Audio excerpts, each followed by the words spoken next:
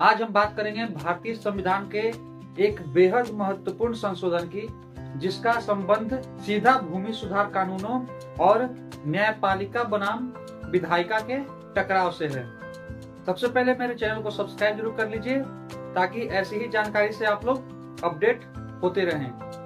तो चलिए जानते हैं, स्वतंत्रता के बाद भारत सरकार ने जमींदारी की प्रथा को खत्म करने, भूमि की सीमा तय करने और किसानों को जमीन का मालिक बनाने के लिए कई भूमि सुधार कानून को बनाए। लेकिन समस्या यह थी कि इन भूमि सुधार कानूनों को अक्सर न्यायालयों में चुनौती दे दी जाती थी और तर्क यह रखा जाता था कि यह कानून खासकर मौलिक अधिकारों और अनुच्छेद 14 और अनुच्छेद 19 का उल्लंघन करते हैं। और सुप्रीम कोर्ट और हाई कोर्ट ने कई बार इन भूमि सुधार कानूनों को असंवैधानिक घोषित भी कर दिया है। 1960 के दशक में बिहार, उत्तर प्रदेश, पंजाब, पश्चिम बंगाल और मद्रास जैसे राज्यों के भूमि सुधार कानूनों को न्यायालय में चुनौती दी गई।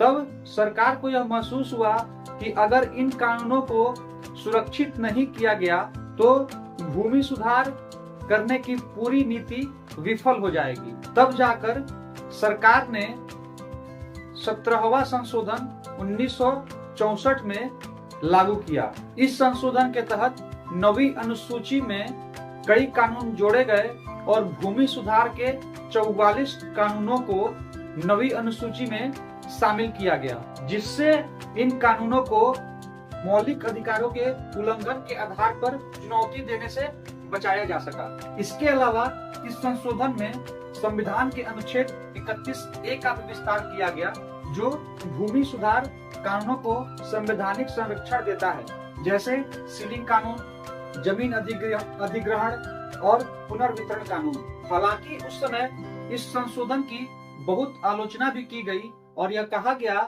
कि 9वीं अनुसूची का अधिकतम उपयोग न्यायिक समीक्षा को कमजोर कर सकता है। इससे संसद की शक्ति बढ़ती है और न्यायपालिका की शक्ति सीमित होती है। इसी से जुड़ा मामला केशवानंद भारती केस 1973 में हुआ, जिसमें यह कहा गया कि 9वीं अनुसूची में डाले गए कानून भी संविधान की मूल संरचना का उल्लंघन नहीं कर सकते। मुख्यतः हम कह सकते हैं कि भारतीय संविधान का 17वां संशोधन भूमि सुधार कानूनों को अस्थायी बनाने के लिए किया गया था।